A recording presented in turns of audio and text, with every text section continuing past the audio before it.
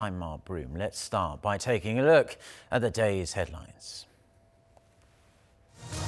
Big smiles, but much bigger problems to solve. President Moon Jae-in discusses the state of the economy with South Korea's top business leaders. He urges them to boost investment and create more jobs. Will they or won't they? Speculation swirls that America's top diplomat and the North Korean leader's most trusted aide will meet for pre-summit talks in the US in a couple of days. Washington denies any dates have been arranged. Plus, the Brexit deal negotiated by British PM Theresa May is overwhelmingly rejected by British lawmakers. The crushing margin of the parliamentary defeat has many asking, what's next? So let's start with Brexit today. It was a widely expected move. British lawmakers flat out rejected Prime Minister Theresa May's Brexit deal, plunging the divorce process from the EU into even further chaos, if one could think that was possible. For more on this, let's turn to our No Aram straight off the bat here. So, Aram, we essentially knew this deal would be voted down, but the margin of defeat shocked everyone. That's right, Mark. An overwhelming margin indeed. 432 MPs opposed Mrs May's deal. Only 202 backed it. That marks the worst parliamentary defeat for a British government in almost a century. Scores of the Prime Minister's own lawmakers joined forces with the opposition to vote down the deal. Opposition Labour leader Jeremy Corbyn promptly called a vote of no confidence in May's government to be held within 24 hours. The most important issue facing us is that the government has lost the confidence of this House and this country. I therefore, Mr Speaker, inform you I have now tabled a motion of no confidence in this government. And I'm pleased that motion will be debated tomorrow, so this House can give its verdict on the sheer incompetence of this government and pass that motion of no confidence in the government. With only about 3 months left until Britain is scheduled to leave the EU, the UK is now in one of its worst political crises in recent history. Some within the Labour Party have even suggested another referendum on Brexit could be in the works if there is a switch of government. It is common practice, usually, for a Prime Minister to resign after such a crushing defeat, but Mrs May signalled her intention to carry on. Every day that passes without this issue being resolved means more uncertainty, more bitterness and more rancour. The government has heard what the House has said tonight, but I ask members on all sides of the House to listen to the British people who want this issue settled and to work with the government to do just that. In Europe, meanwhile, European Council President Donald Tusk said he regretted Tuesday's outcome and urged London to clarify its intentions. The EU's chief Brexit negotiator, Michel Barnier, expressed his willingness to carry on talks. Now it's time for the UK to tell us the next steps. And on our side, we will remain united and determined to reach a deal. The overall sentiment in the EU is that member nations regret Tuesday's result, but accept that the British Parliament does not want the current deal. However, they are asking, with so little time left, what deal would be acceptable. Back to you, Mark.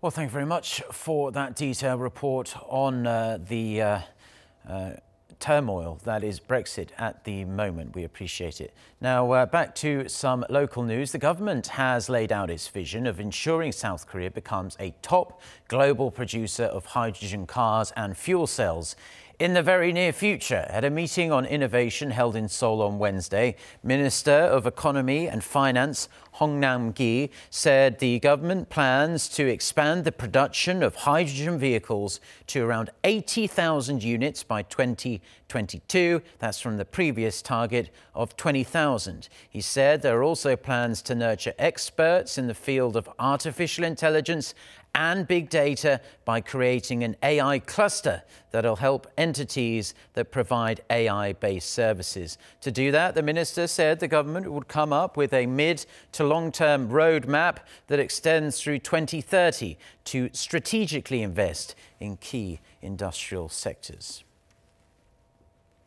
Now, amid intense speculation, Pyongyang and Washington may hold high-level talks this week in preparation for a possible second Kim-Trump summit. The New York Times is reporting that Pyongyang could be developing biological weapons, calling it one of the regime's less-known military threats. Kan Hyung-woo with this report. According to the New York Times' latest report on North Korea's military threats, military analysts are increasingly concerned about the regime's advanced, underestimated, and highly lethal bioweapons program. While most of the talks between Pyongyang and Washington have focused on North Korea's nuclear weapons program, the report says the Trump administration has given very little attention to the regime's biological weapons program. According to analysis published by the Middlebury Institute of International Studies last month, North Korea is collaborating with foreign researchers to learn biotechnology skills and build related equipment. As a result, Pyongyang's biotech capabilities are growing rapidly. The report points out the deadliest weapons of all time, pound for pound, are not nuclear but biological, saying that a single gallon of anthrax could end human life on Earth. Citing a Pentagon official, it says North Korea is far more likely to use biological weapons than nuclear ones, and the regime may threaten aggressors with a germ warfare counterattack. Experts have long suspected that North Korea harbors the smallpox virus, which spreads person to person and kills a third of its victims. Other analysts say satellite images and internet inspections of the regime suggest Pyongyang is interested in advances in biotechnology and germ warfare. The report says that germ production is small-scale and far less expensive than building nuclear arms, and that living weapons are difficult to detect, trace, and contain. North Korea's secretive nature makes it hard to assess the regime's biological weapons program. Kan Hyung-woo, Arirang News. Now, South Korea has been forced to endure record-breaking levels of fine dust in recent days, like the picture you can see behind me. The government has pledged to take strong measures to try, at least, and mitigate the severe public health issue, because that's exactly what it is. But the debate still rages about where most of the dust originates from. Is it China, like most people in South Korea think, or is it something closer to home? Lee-Seung Jae reports. South Korea's Baekneungdo Island, an island off the coast of Incheon in the West Sea. Located near the northern limit line, the area is rich in oceanic fauna and bird diversity and is considered one of the least polluted parts of South Korea. While the island usually sees 10 to 30 micrograms of fine dust on a normal day, starting last Friday, levels began to skyrocket, going from 97 to 120 micrograms before eventually peaking at 159. Satellite images show fine dust levels soar on the Korean peninsula when western winds blow in from China. Not to be mistaken for clouds, the images you're watching show toxic smog and fine dust being blown in from China's northeast. Most of the worst fine dust comes from outside Korea. The rapid rise of fine dust concentration levels is due to overseas factors, and it seems to be smog from China. While there's plenty South Korea can do to reduce its own emissions, researchers say it's clear the only possible way to solve the problem is to get China to take the fine dust issue much more seriously. Lee-Seung Jae, Arirang News. At least 11 people are said to have been killed after a suspected terrorist attack on a luxury hotel in the Kenyan capital, Nairobi. The Somalia-based militant group Al-Shabaab said it was behind Tuesday's attack. Officials fear the death toll could rise, and Kenyan security forces are battling to retake control of a hotel compound there. Explosions and gunshots could be heard at the scene. One of the blasts is believed to have been a suicide bombing in the hotel lobby. The Al-Qaeda-linked Al-Shabaab has vowed retribution against Kenya for sending troops to Somalia since 2011. Now, on a much lighter note, US President Donald Trump has put on a fast food feast at the White House to welcome the winners of the National College Football Championship, the Clemson Tigers. He claimed to have personally paid for the hundreds of burgers, as you can see on the table there. He also got fries and pizzas as well, blaming the ongoing government shutdown for the lack of catering staff. However, he used the occasion to again campaign for his pledge to carry out much tougher border security. The reason we did this is because of the shutdown. We want to make sure that everything is right. So we sent out, we got this, and we have some wonderful people working at the White House. They helped us out with this. And I will say the Republicans are really, really sticking together. It's great to see because we need border security. We have to have it. We have to have it. No doubt about it. Now, from those famous burgers, let's move on to some sports news because big hopes for the South Korean football team. Football fans here in the country are hoping their star striker Son Heung-min can replicate his red-hot form in the English Premier League for the national team at the Asian Cup. Head coach Paulo Bento added the Tottenham Hotspur forward to the squad's roster for their last group game against China after Son flew to the UAE from London. South Korea's match against China kicks off on Wednesday night at 10:30 p.m. Korea time. Both teams have already booked spots in the knockout stage, but a victory tonight should ensure an easier route to the final. Son has scored 8 goals and provided 6 assists in the last 10 matches for Tottenham Hotspur.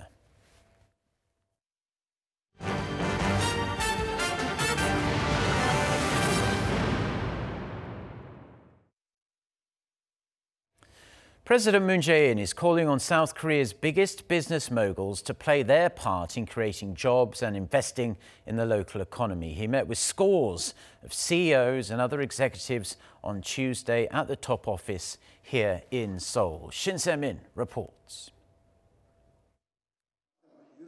Business executives gathered at the top office for a talk with President Moon, including Samsung Electronics Vice Chair Lee Jae-yong, Hyundai Motors Chung Lee-sun, LG's Koo Kwang-mo, and Choi Tae-won of SK Group, and all executives from 130 leading businesses. The president called on them to help breathe life into the country's slowing economy with a focus on job creation and local investment from large firms. This was round 2 of the president's freestyle discussions with business leaders, following the one last week with SMEs and venture firms, and it was designed to give the participants a chance to speak frankly. President Moon said the country's top 30 businesses are the ones most preferred by young job seekers, and talked up their role in providing job opportunities over the past 5 years. 좋은 일자리 만들기는 우리 경제의 최대 당면 현안입니다. 지금까지 잘해오셨지만 앞으로도 일자리 문제에 특별히 관심을 갖고 고용 창출에 앞장서 주실 것을 다시 한번 당부드립니다. Adding that the government's goal this year is to create a foundation for companies to leap forward, President Moon said he hopes to see more investment in new industrial sectors and new technologies and products to spur future growth engines. In the discussions, the chief of Korea's telecommunications carrier KT suggested that the government ease regulations on data privacy, and SK Group's chairman asked for the administration to make progress on bills to help the country's social enterprises. The president, expressing optimism, said that by combining their strengths, the government, businesses, labor, and management can overcome these difficulties and revitalize the economy. The president also promised the government's active collaboration in securing the company's global competitiveness, as that will lead to the nation becoming more powerful and prosperous. Shin Se-min, Arirang News. So, as we mentioned earlier in the newscast, it seems more and more likely that a long-anticipated second summit between North Korean leader Kim Jong-un and US President Donald Trump will happen and happen relatively soon. Reports say Trump has sent another letter to Kim, while sources suggest the two sides are preparing for some high-level talks as soon as this week, potentially. EG1 reports. U.S. President Donald Trump sent a letter to North Korean leader Kim Jong-un over the weekend, according to CNN. Citing a source familiar with the ongoing denuclearization talks between the two, CNN on Tuesday reported the letter was flown all the way to Pyongyang and delivered by hand. It's not clear what the letter is about, but the two leaders have been exchanging letters in the past few weeks. Kim allegedly sent one late last year, which Trump referred to as a great letter and replied. While the leaders are actively exchanging letters, CNN's source also said the vice chairman of North Korea's ruling Workers' Party Central Committee, Kim Yong-chol, could visit the U.S. as early as this week to finalize details of the upcoming second Pyongyang-Washington summit, which is highly expected to take place sometime next month. Kim and his counterpart, U.S. Secretary of State Mike Pompeo, were supposed to hold talks last November, but Pyongyang postponed them due to scheduling issues. Although speculations are rising that high-level talks between Kim and Pompeo could take place this week, the White House is yet to give any official comment, while a State Department official said there is no meeting to announce, according to Reuters on Tuesday. Meanwhile, North Korea's Vice Foreign Minister Choi Sun-hee arrived in Beijing Tuesday morning. Seoul-based Yonhap News Agency quoted Choi as saying, when asked about North Korea-U.S. talks, that she was on her way to Sweden for an international conference. While it is unclear which conference Choi was referring to, speculations are mounting that she could be sitting down with U.S. officials to prepare for the second Kim-Trump summit. 이지원, Arirang News. South Korea plans to set up a temporary working group on inter-Korean forestry projects. The group will be set up under South Korea's Forest Service and tasked with working with North Korea to modernize plant nurseries and eliminate pests. It will be staffed by government and civilian experts, and its mandate will run through January 2020. Working together in forestry was something the two Koreas agreed to do at their summit last September. South Korea's top sports body has issued a public apology for the recent spate of sexual abuse scandals involving sports stars and their coaches. The apology and the pledge to get tough comes amid a spate of allegations raised by some of the country's best-known female athletes. Yoon Jung-min reports. The Korean Sports and Olympic Committee officially apologized on Tuesday and pledged to take measures to root out abuse amid the recent spate of physical and sexual abuse scandals. Outside experts will handle further investigation as the committee has been criticized for failing to properly investigate and punish assault and abuse cases. We sincerely apologize for failing to properly deal with faults committed by officials in charge of rewards and punishment for athletes. We will closely work with the government to immediately expel any sports federations involved in such violence. The response comes amid a spate of sexual assault allegations raised by athletes, including short track champion Shim Seok-ki and judoka Shin Yu-yong. Currently, probes are underway to see whether there are other cases. Lee added the committee will review the current elite sports system, including training camps. The latest measures are in line with President Moon Jae-in's call for eradication of such abuse in sports. The Sports Federation has often been criticized in the past for being lenient on assaults and choosing good medal results over strict punishment toward perpetrators. The committee said it will also share information of offenses with national sports federations to prevent the perpetrators from being hired again. Lee promised to set up a counseling center for national athletes while working with the government and civil groups to tackle the issue. Yoon Jung-min, Arirang News.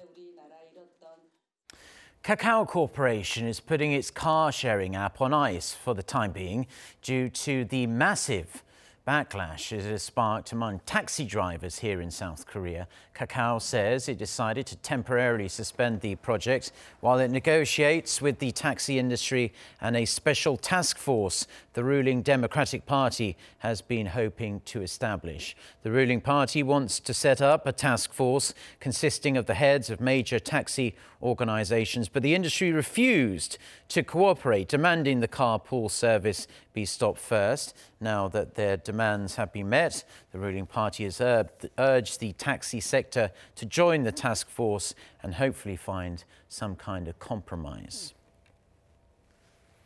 Now, when a country's exports are measured, it's normally done in aggregate terms rather than by monetary value. However, the rising complexity of so-called global value chains has called for new ways to evaluate export performance. On this, a local research team has identified the key factors for determining such activities in an easier-to-understand way. Kim Ji-yeon reports.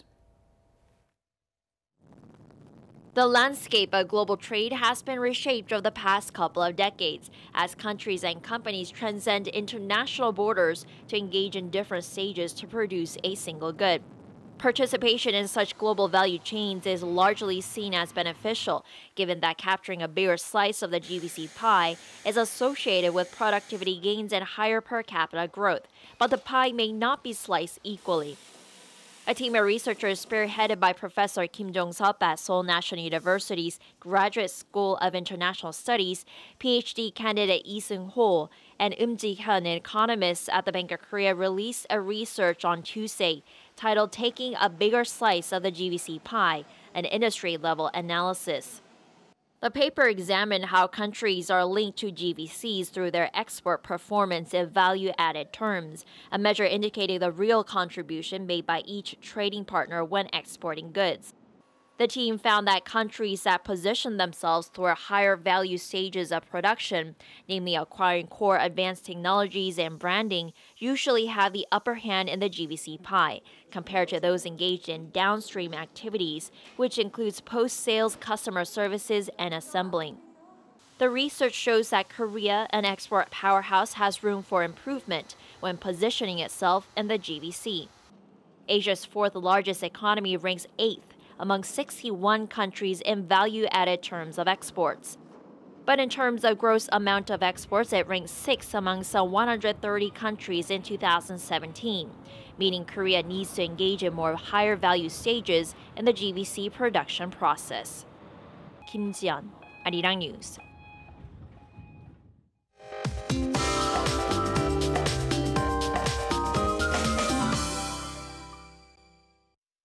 Good morning. Bundle up on your way out. Most areas had a freezing start to the day with cold wave advisories reissued in some parts. Seoul also had a freezing morning low of -10 degrees Celsius this morning, but it felt more like -15. But you know, it was very nice to breathe in some fresh, clean air. But this sudden drop in temperatures can make many come down with colds and flu, so be sure to dress warmly and turn on the humidifier as the air is getting drier too. What's more, biting winds are making things even colder. Daily highs will be 3 to 4 degrees lower than yesterday, and Seoul will only see a high of -1 degree Celsius, but fresh air will be with us throughout the day today. Despite icy cold temperatures, be sure to open the windows and let some fresh air in today, because with a rise in temperatures expected for Thursday, it's likely we'll see another round of bad air in most parts of the country. So daily highs will be hovering around 5 degrees Celsius in Seoul. Many would agree that this winter has been milder than average so far. In fact, we could see a similar mild weather pattern for another 5 days or so. That's Korea for you, and here's the international weather for viewers around the world.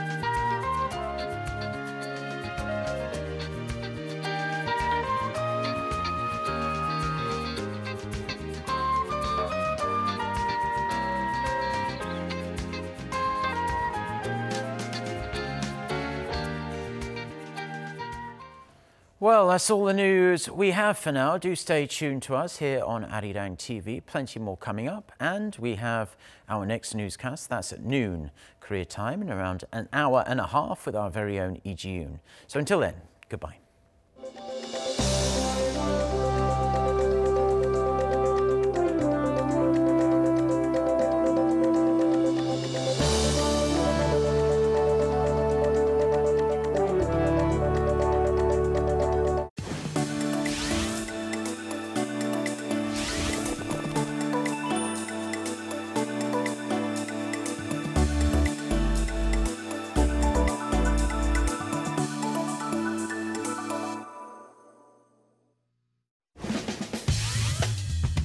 January monthly highlight. Hospitals, they operate much like a listed